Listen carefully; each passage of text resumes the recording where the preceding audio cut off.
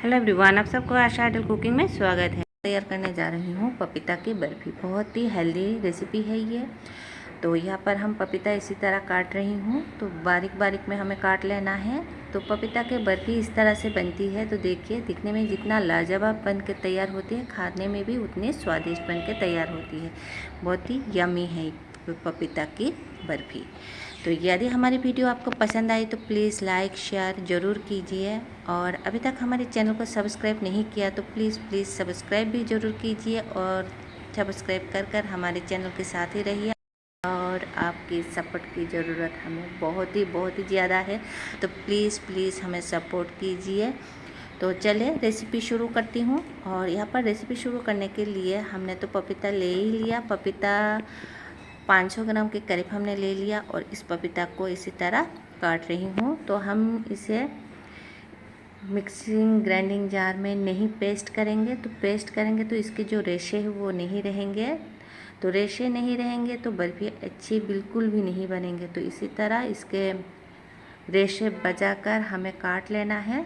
तो बारीक बारीक में हमने काट कर ले लिया, और इसके जो नाजुक सी रेशे है वो भी बरकरार रहेंगे। तो इसी तरह हमने काट कर ले लिया, और थोड़ा हार्ड साइज़ के हमने पके हुए पपीता ले लिया।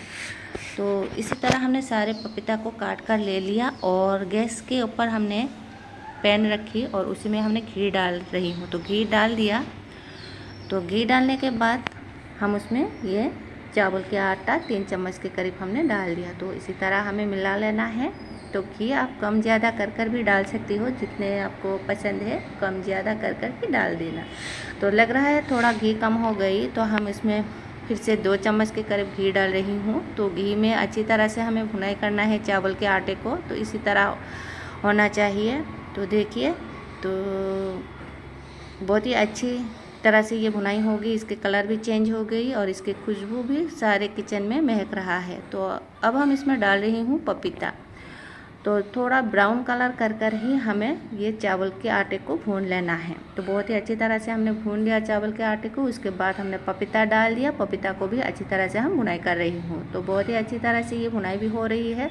तो 4-5 मिनट के करीब हम इसी तरह हिलाते रही, भूनते रही, और ये पक भी रहा है। गैस की फ्लेम हमने मीडियम कर दिया। मीडियम फ्लेम में हम पका रही हूँ। तो 4-5 मिनट बाद देखिए ये थोड़ा पक गया, और ये थोड़ा गीला भी हो गई।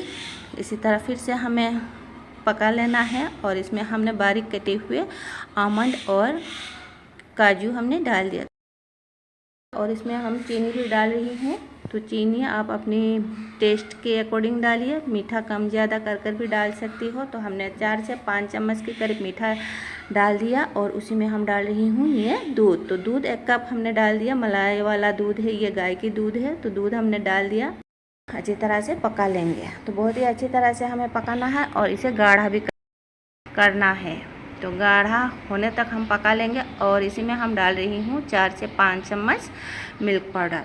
तो आधा कप के करीब मिल्क पाउडर भी हम इसमें डाल दिया। और मिल्क पाउडर और इन पपीता और दूध के साथ बहुत ही अच्छी तरह से हमें मिला लेना है। और मिल्क पाउडर डालने से बहुत ही क्रीमी और टेस्टी भी बनती है।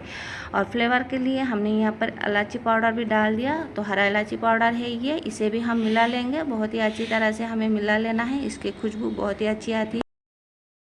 कोई भी आप मिठाई बनाइए, उसमें इलायची पाउडर डालिए तो बहुत ही अच्छी फ्लेवर आती है। और इसमें थोड़ा सा फूड कलर भी डाल दिया। फूड कलर डालने से बहुत ही सुंदर कलर भी आ जाती है। और कलर डालने से या ना डालने से कोई फ़र्क नहीं पड़ता है, और कलर डालने से सिर्फ अच्छी लगती है देखने में। और इसमें हमने 1 चम्मच घी भी डाल दिया। और घी डालने से इसके शाइन ग्लेज बहुत ही अच्छी आती है, और फ्लेवर भी बहुत ही अच्छी आती है लास्ट में घी डालने से। तो इसी तरह हमने मिला रही हूँ, और पैन भी छोड़ रहा है। तो ये बर्फ़ी भी बन के तैयार हो रही है। तो देखिए, तो इसे हम निकाल लेंगे। तो जिसमें हम बर्फ़ी जमाएंगे उसी में हम ये मिश्रण निकाल लेंगे। तो इसी तरह हमने बर्फ़ी की मिश्रण को निकाल रही हूँ। तो सारे बर्फ़ी की मिश्रण को इसी तरह हम निकाल लेंगे। तो हमने निकाल लिया, और चम्मच की मदद से इसी तरह हम स्प्रेड कर देंगे। तो बहुत ही अच्छी तरह से इवनली हमने स्प्रेड कर दिया, और उसमें हम बादाम और पिस्ता से सजा देंगे। तो इसी तरह हमने बादाम पिस्ता डाल दिया, और चम्मच की मदद से इसी तरह हम प्रेस कर कर दे देंगे।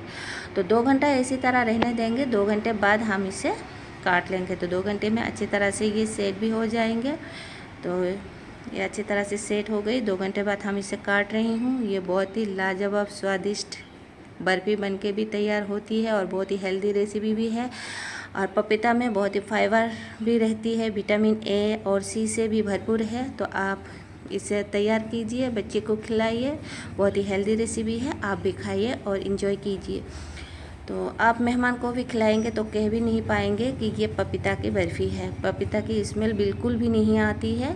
तो आप ज़रूर बनाइए और इसके टेक्सचर भी देखिए कितना सुंदर बन के तैयार होती है। तो इसी तरह बनाइए। तो हम इसे प्लेट में सजा देंगे और आपको हम नज़दीक से भी दिखा देंगे। तो इसी तरह हम प्लेट में सजा रही हूँ। तो बहुत ही आसान है, आप ज़रूर तैयार कीजिए और इसकी स्वाद लीजिए। तो देखने में देखिए कितना शाही और कितना लाजवाब लग रही है। तो पपीता तो हर महीना मिलता है, तो 12 महीना फल है। तो इसे ज़रूर बनाइए, खाइए, एंजॉय कीजिए। तो फिर मिलेंगे इसी तरह के नया रेसिपी के साथ। तब तक के लिए बाय बाय।